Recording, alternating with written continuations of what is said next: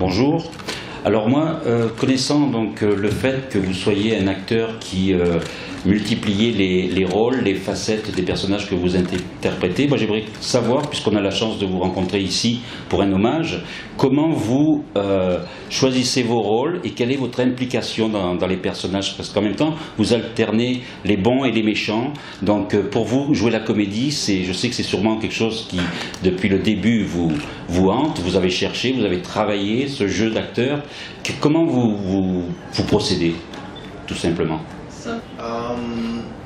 Thank you. Yes. Sometimes the scripts come to me. Sometimes I chase them down. But the most important thing that you try to find is to tell a really good story. That's the most important thing. And then the director and the other actors involved. And then you just do homework and not make it a caricature and just try to make it a human being. Merci, je le prends pour un compliment. Écoutez, en fait, les cas de figure divergent. Parfois, ce sont tout simplement des scénarios qui arrivent à moi au bon moment. Et d'autres fois, je me suis retrouvée en quête de rôles particuliers. J'ai fini par les trouver ou pas. En tout cas, ce qui se passe, c'est qu'une fois que vous rencontrez un personnage, lorsqu'un personnage arrive sur votre chemin, il s'agit d'essayer de le comprendre, de vous l'approprier, de ne pas en offrir une caricature. Et grâce aussi aux réalisateurs qui vous dirigent, aux acteurs qui vous accompagnent dans votre travail, juste vous coltinez le travail, c'est du travail qu'il faut faire. Et finalement lui donner vie comme un être humain. On pourra revoir ici dans votre rétrospective, c'est Field of Dreams, qui pour moi est un des films les plus marquants que j'ai vu. Et par ailleurs, comme vous avez pu incarner le rôle de Frank Sinatra, est-ce que vous pouvez me dire ce que ça a été de s'approprier le parcours d'un homme aussi intrigant? I was offered to do, they did a mini-series about Frank Sinatra that his daughter Tina produced, and I turned it down. And then, you just did that part. Really? You got a good memory. Oh, so you do understand. It's really good. Then they offered me this in the Rat Pack, and I said, no way. And I kept turning it down because I was somewhat intimidated by playing somebody that was that well known.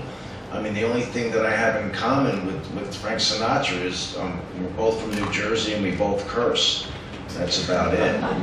So, but then I started thinking, saying, well, wait a second, why am I so afraid of doing this part? And I talked to the director a couple times, and they didn't want an imitation of, they wanted more, just a flavor of who he was as a man. So I just decided to do it. And it's one of the best times that I ever had doing a movie. And I listened to his music over and over and over again. There's so many books about him that after a while you just have to put it down and just let your imagination take over. En fait, il se trouve que j'avais déjà eu des propositions. Il y avait ces séries écrites notamment par sa fille Tina qu'on m'avait proposées. Et moi, j'avais à chaque fois refusé en pensant que ce n'était pas des projets appropriés pour moi. Et puis cette série-là est arrivée. J'ai continué de refuser en disant que je n'avais pas suffisamment de points communs avec Frank Sinatra pour que ça ait un sens d'accepter d'incarner quelqu'un d'aussi connu, d'aussi mondialement connu. Et je me demandais finalement pourquoi est-ce qu'on me proposait ce rôle-là et quelles étaient mes réelles résistances à moi. Pourquoi est-ce que je ne voulais pas l'incarner? Je me suis rendu compte qu'effectivement c'est parce que je ne pouvais pas être lui. Jusqu'au jour où j'ai discuté avec les producteurs et ils m'ont expliqué qu'il ne s'agissait pas de faire de moi une réplique de Sinatra, il ne s'agissait pas de l'imiter, mais il s'agissait de donner un parfum de Sinatra. Et donc j'ai fini par l'accepter et je me suis lancée dans un travail de préparation assez acharné où j'ai écouté sa musique en boucle, où j'ai lu tout ce qui avait été écrit sur lui. J'ai vraiment essayé de m'imprégner de son personnage et un jour j'ai compris que ça y est, j'étais assez préparée, qu'il s'agissait de laisser tout ça de côté et juste de laisser aller mon imaginaire, et c'est comme ça que le projet s'est fait, et je dois dire que ça a été une de mes plus belles expériences de tournage. and it's getting a little personal. My mom was really sick during the filming of Goodfellas, and she passed away in the middle of it. So it was that, of doing that movie, going home on weekends to see her, and then what inevitably happened during the middle of it. So that was probably the hardest, but still the most rewarding, and I'm really thankful that I was doing the movie during that time, or else it really would have been rough. Je réfléchis, et c'est pas pour des raisons cinématographiques, mais pour des raisons personnelles. L'expérience la plus éprouvante a été le tournage des Affranchis, parce que pendant le tournage de ce film, ma mère était très souffrante, donc pendant tout le tournage, j'allais passer les week-ends avec elle pour la voir sur ce qui est devenu son lit de mort, puisqu'elle est décédée au milieu du film. Donc ça a été très éprouvant de vivre cette expérience. Et pourtant, ça a été aussi l'expérience la plus gratifiante que j'ai eue au cinéma. Et je me dis a posteriori aussi que dans ma vie d'homme, heureusement qu'il y avait ce tournage-là pour m'accompagner pendant ce chemin difficile. Vous parliez tout à l'heure de beaucoup de travail justement sur les personnages. Moi j'aimerais savoir, tout au long de votre carrière, puisque c'est quelque chose qui s'est fait justement en travaillant, est-ce que vous-même vous voyez qu'il y a différentes étapes de travail, des moments où vous avez eu du mal, et quels sont les moments que vous considérez comme des moments très importants qui ont fait changer les choses dans votre carrière? First, when I first started, I was very method. I would live the part, take it home with me. It would always stay with me constantly, or the voice or whatever. Then, as you get older, you start realizing, well, what happens is your imagination gets stronger and stronger. It's like a muscle. The more you use it, the stronger it gets. So I always do lots of homework. And then you just kind of let it go and see what happens on the set. But it's all about the homework. And then when I first started doing, for 5 years, when I moved to Los Angeles, nothing happened after doing a soap opera. And as soon as I got to Los Angeles, I studied. And then when I got my first movie, when I was finished with that, Something Wild, I went back and studied. Every first 5 or 6 movies. After Goodfellas, after Field of Dreams, I would just go back and study. And the more you're studying, the stronger you're getting and the more confident you become. J'ai l'impression que quelque chose a changé au cours de ma carrière, c'est qu'au début j'étais vraiment dans... Who knows? We'll have to check afterwards.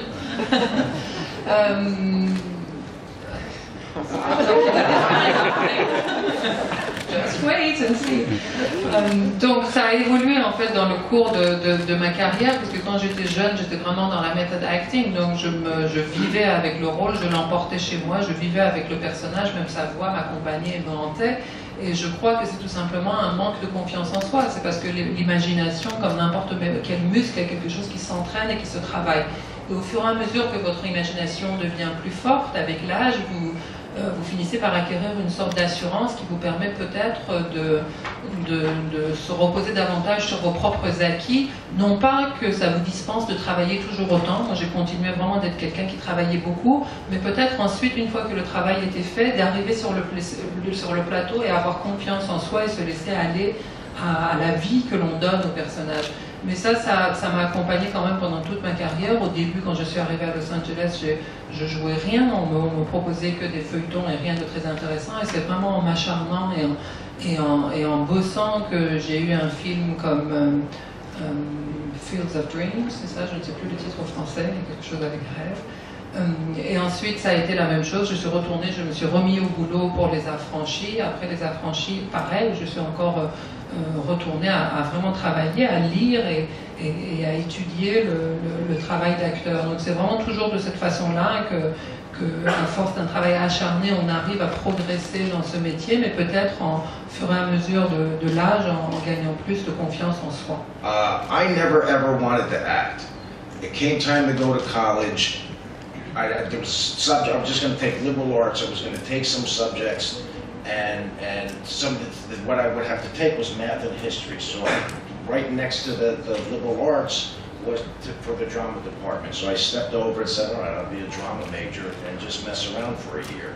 That was in the 70s, and when I started getting into the acting, it was all these 70s movies, and the people that I really looked up to and admired and used as role models, I've been fortunate enough to work with, from Gene Hackman to Robert Duvall to De Niro to Pacino, Anthony Hopkins, Vanessa Redgrave, and all these people I would watch during the 70s when I was first forming what I wanted to do as an actor. And I've been able to work with all of them, so I've been extremely, extremely lucky in that way. Absolument, ça a même été très déterminant dans ma carrière, parce que moi, pour tout vous dire, je n'avais aucune intention de devenir acteur. Il a fallu que j'aille en fac, et arriver en fac, comme dans les facs américaines, choisir mes matières principales. Donc il y avait des maths, de l'histoire, et moi je voulais faire des études d'art. Et il se trouve que non, dans la colonne d'à côté, en fait, c'était l'art dramatique. Donc je me suis dit, bon, bah, je suis bien obligée, je vais prendre ça et je vais rien foutre pendant un an. Et je l'ai pris, et c'était les années 70, donc c'était le cinéma absolument florissant de ces années-là. Donc les gens que j'admirais vraiment, c'était des gens comme Robert Duvall, comme De Niro, comme Vanessa Redgrave, comme Anthony Hopkins, comme Al Pacino.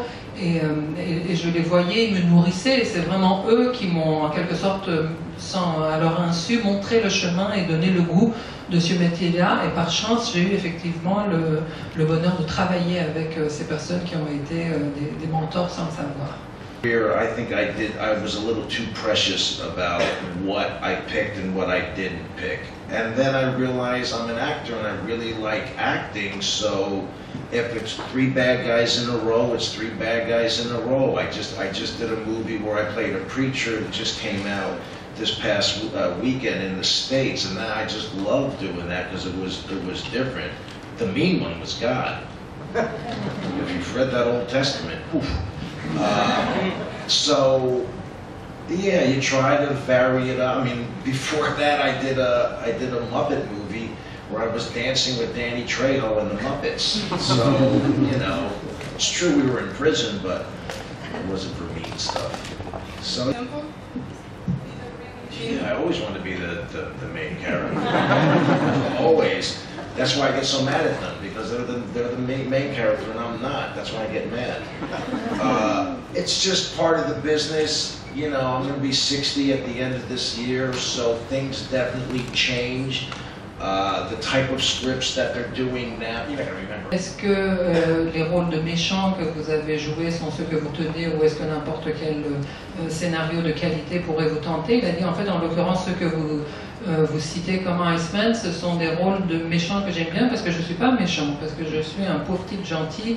C'est un film d'action où on donne des coups, mais moi je suis celui qui prend les coups, et ça m'intéresse plutôt. Et je dois dire que à l'origine, j'avais été assez réticent à accepter mon rôle dans Iceman, et que c'est parce que Ariel Folman était un cinéaste que j'admirais à cause du reste de la distribution que j'ai accepté. Je me suis rendu compte qu'il fallait que je sois peut-être un peu moins tatillon que j'avais été au début de ma carrière dans le choix de mes rôles, que j'avais tendance à vouloir absolument respecter cette alternance à laquelle vous faisiez allusion, et que bah, c'est pas grave, s'il y avait 3 rôles de suite qui étaient 3 rôles de méchants, il fallait quand même les accepter quand les projets en valaient le coup. Et c'est justement cette imprévu et cette variété qui fait le sel de nos métiers. Par exemple, là, je viens de faire le rôle d'un prêcheur. Ça n'a rien à voir, ça a été une expérience très intéressante. C'est un film qui est sorti la semaine dernière aux États-Unis. Là, le méchant, c'est pas moi, c'est Dieu.